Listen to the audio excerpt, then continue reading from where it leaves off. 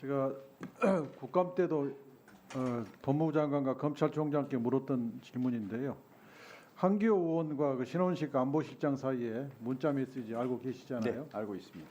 그게 저는 이제 외환 유치 예비 음모에 해당이 된다고 생각하고 있습니다. 그 한기호 의원이 보낸 문자 내용을 다시 보면 우크라이나와 협조가 된다면 북계군 부대를 폭격, 미사일 타격을 가해서 피해가 발생하도록 하고 이 피해를 북한의 심리전으로 써먹었으면 좋겠다.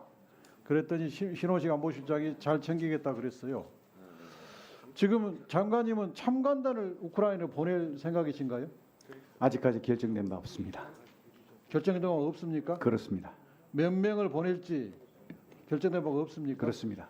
혹시 이 참관단이 한기호 의원과 신원식 실장 사이에 나눈 이 심리전을 실행하기 위해서 가시는 거 아니에요? 보내려고 하는 거 아니에요? 그것도 결정된 바가 없고 검토는 처음에 됐었는데 아직 어떤 결정도 된 건 없습니다. 그러면 지금 그 파병 규모와 관련해서 몇 명 이상부터는 국회 동의를 받아야 되고 몇 명 이하는 받지 않아도 된다. 그런 법률 규정이 있습니까? 그게 정확하게 몇 명으로 구분되어 있지는 않고요. 부대 파병은 그 국회 동의를 받도록 되어 있는데 그 부대 파병의 정의는 일정한 지휘 체계를 갖춘 국군 조직, 국군 부대를 의미한다 이렇게 되어 있습니다. 그래서 그게 법에 나와 있나요? 아닙니다. 법에는 그런 내용이 없고 법 외하의 법률 PKO 법하고 국방부 훈령에 거기에 이제 세부적으로 들어가 그러니까 있습니다. 그것은 국방부의 견해일 뿐이잖아요. 국방부의 견해죠, 그게. 그렇죠. 예. 네. 국방부 훈령과 그러니까 국회 PKO 견해하고 네. 다를 수 있다 이거예요. 그죠? 네, 그럴 수 있습니다. 근데 만약에 동의를 받아야 된 실체가 동의를 받아야 된 국회 동의를 받아야 된 파병에 해당되는데 국방부가 그걸 받지 않고 결영을 했을 때는 헌법 위반 문제가 발생하잖아요. 네, 네, 네. 이걸 대통령이 몰랐다고 볼 수는 없잖아요. 네. 그럼 위헌 문제가 발생하잖아요. 의원님 사실 이 문제는요. 지금 1993년부터 근 30개국의 1,130여 명의 우리 장병들이 파병이 이미 됐었습니다. 자, 그럼 제가 이렇게 됐고요. 질문을 하나 바꿔서 물어볼게요. 예. 20명을 보냈는데 무기를 소지하고 갔으면 파병입니까 아닙니까?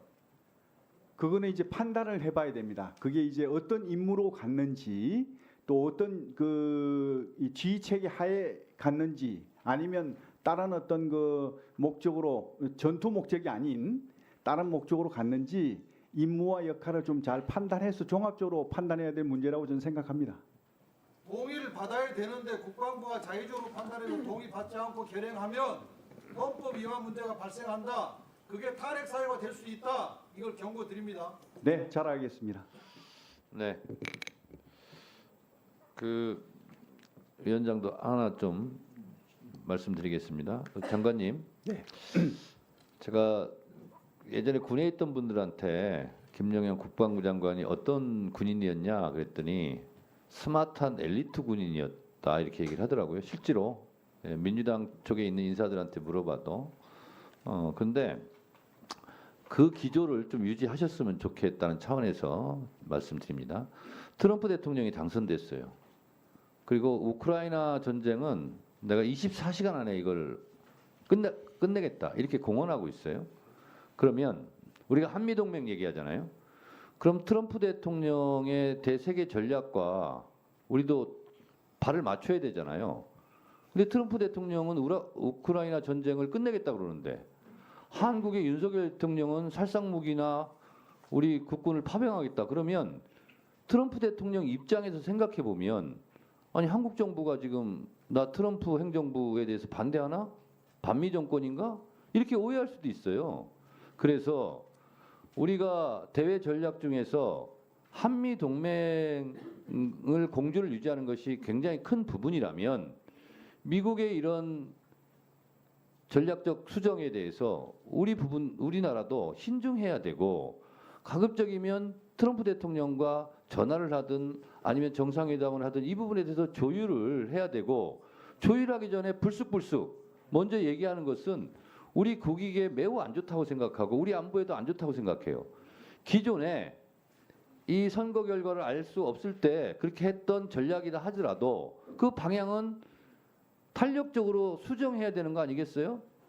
국방부 장관 어떻게 생각하세요? 네, 위원장님 말씀 정말 많은 참고가 될 것 같고요. 잘 새기겠습니다. 그리고 그런 부분에 대해서도 유념을 하면서 새로운 어떤 신행정부와의 그런 어떤 문제를 조율해 나가면서 해 나가도록 그렇게 하겠습니다. 그리고 또 하나요. 트럼프 대통령이 대선 선거운동 기간 내내 김정은과의 친분을 과시했어요. 그리고 오히려 해리스는 그런 트럼프를 공격하는 소재를 썼거든요. 네, 그래서 대선 때 그런 말을 했기 때문에 북한과의 접촉을 우리 대한민국의 정부 모르게 대한민국 정부를 패싱하고 그렇게 할 수도 있어요. 그 또한 우리 대한민국으로서는 엄청난 국익적인 손실일 수 있거든요. 그래서 그런 부분까지도 염두에 두고 트럼프 신행정부와 긴밀하게 협조를 해야 된다고 생각해요. 국방부 장관 그렇게 생각하십니까? 전적으로 위원장님 말씀에 동의하고요. 그런 네. 문제가 안 생기도록 긴밀하게 협의하도록 그렇습니다. 그래서 하겠습니다. 우크라이나 전쟁에 살상 무기 뭐 보내겠다, 파병하겠다 이런 부분은 전략적 수정을 빨리 하시는 게 좋을 것 같아요. 예, 유념하시기 바랍니다. 네, 감사합니다. 네, 네네, 박지원 의원님. 제가 오늘 너무 발언을 많이 해서 죄송합니다. 괜찮습니다. 국방장관, 예, 처음에 부임하셨을 때보다 역시 장관 며칠 하시니까 굉장히 좋아지셨네요. 감사합니다. 그렇게 발전해야 돼요. 지금 정청래 위원장께서 말씀하셨지만은 트럼프 대통령이 당선됨으로써 미국의 변화가 시작된 게 아니라 네. 천지 개벽이 시작됐습니다. 행정, 입법, 사법. 또 트럼프 대통령은 성격을 잘 아시잖아요. 저하고 잘 아시는 분이 지금 인수위원회에 들어가 있어요. 판비치로 가더라고요. 그래서 제가 물었어요. 카톡 전화를 해서. 우리나라 대통령께서 대량 살상무기를 지원한다고 하는데 트럼프는 후보 때 우크라이나 전쟁을 종식시키기로 했다. 이 문제를 인수위원회에서 혹시 논의할 거냐? 라고 물었더니 구체적 논의는 얘기할 수 없지만은 우크라이나 전쟁 문제에 대해서 심도 있게 논의한다. 그래서 저는 만약 미국 대통령보다는 그래도 우리나라 대통령을 우리는 더 존경하고 더 따라야 될 것도 아니에요?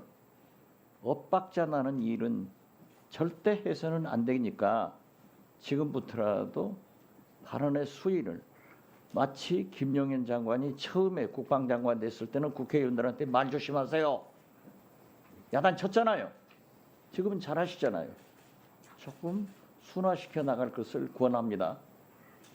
네, 잘 새기겠습니다.